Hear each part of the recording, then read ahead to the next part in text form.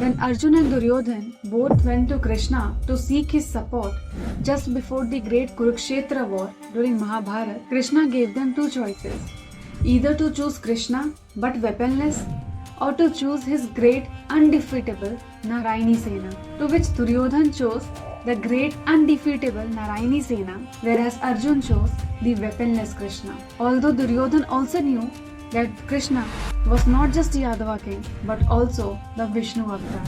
And what happened during the war and what was the result of it, we all are aware of it. Now, I told you the story of Arjun and Duryodhan just to make you aware, and every one of us has two choices. Either choose yourself to become Arjun and just devote yourself to the feminine divine, or just choose to become Duryodhan, seeking the power of divine in the form of fulfillment of desires and wishes. But how is this possible, right? From years, we all have witnessed our parents, grandparents, and elders doing puja or prayer. And there is no doubt within me when I say they do the process just to fulfill their desires. And actually there is no problem in desiring something. But don't you feel that when you are present in front of a deity to ask something or for the fulfillment of your desire, don't you think that you should be absolutely devoted to the process or the prayer and offer yourself with utmost love and devotion?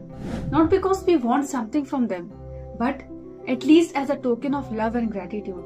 But I am quite sure you all might have witnessed people attending phone calls in the middle of the prayer or puja or any yajna. Some even leave the process in the middle for the pandit to continue the rest.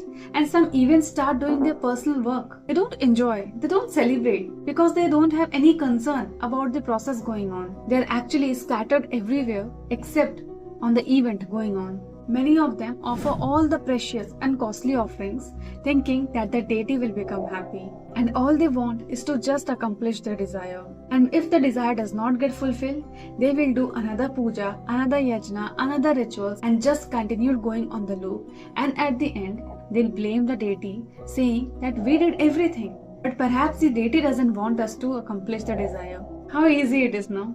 Put all your blame on someone else and get free from all your responsibilities. What I want to say by all these is, when we approach Devi or in fact any deity, actually we are unable to connect with them. We are just consoling ourselves.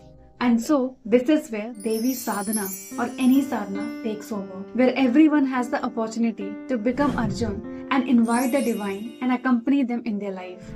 Do you all remember the very first day you sat for dhyan or say Achla Arpanam? When we sit for sadhana, every part of our body starts screaming at us to get up, but we still remain seated. Our legs ache so badly as if life itself is about to leave the body. Yet we stay put. The mind tries to make every little thing look urgent, as if we don't act immediately, the whole world will collapse. Still we don't move. Our ears may hear the ringtone of a phone or the knocking at the door, urging us to respond. Yet we keep sitting. Our eyes want to shift from darkness to light, but we still sit, and many times hunger strikes strongly, but still we do not leave our seat. So why go through so much difficulty?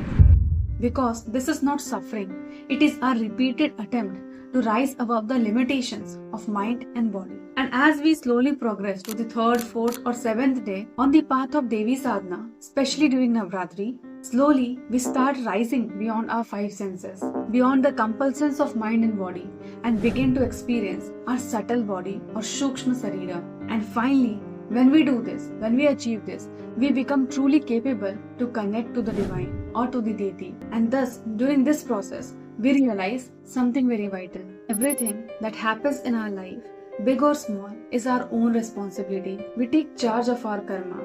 Our mind becomes calm and body becomes more stable and balanced, and we begin to think and act with greater efficiency. And most importantly, we discover that Devi is not outside of us. She is the very blood, the breath, and lives in every cell of our being, where her presence burns, dissolves, and transforms the inherited and acquired tendencies or vasanas that is stored in the bloodstream, and that symbolizes the drinking or the destruction of repetitive karmic patterns in the bloodline. Because she is not the deity built for a particular clan or community. She is built with a larger perspective that no matter that the person is from whichever genetic pool get benefited from her. because she touches on the level of the etheric body or Vijnanmay course, thereby purifying our blood by making distance from our memories. And this is what is known as Bhairavi Rakta Shuddhi. And this is not some miracle or magic that is happening for the first time. In fact, the Kullarva Tantra says, in blood lies the memory of birth. By chanting Devi's name, the blood is purified. Thus, one realizes that all the powers that is attributed to the deity is also present within us, because our very existence is possible only through them. And most importantly, the true mark of a seeker is this: they don't depend on any deity or say Devi. In fact, through sadhana, we get connected to Devi so deeply that when we perform rituals for her, when we offer something to her, we do it wholeheartedly, without any expectations. And this further deepens our connection. We stop approaching Devi in lack and instead feel fullness and abundance. And in that state, even without asking, our deepest desire gets fulfilled in the right way for us. And that is why one thing we all must keep in mind: do Devi sadhana with your whole heart, without any expectation, and don't get caught in arranging precious or costly offerings. Celebrate every small offering and every small thing with full devotion and love. And when it comes to Achla Arpanam, that is offering stillness, let your stillness itself become so profound that it overpowers every other offering. Remember, you have God with you. Don't do the mistake as Duryodhan did. And most importantly, do not look for signs and neither get stuck in the emotions. Just dissolve yourself to the process during sadhana. And with this, finally winding up, if this video gave you deeper understanding, do not forget to share this with other people, and also do like and subscribe. And with this, up to next, stay safe, healthy, happy, and namaskaram.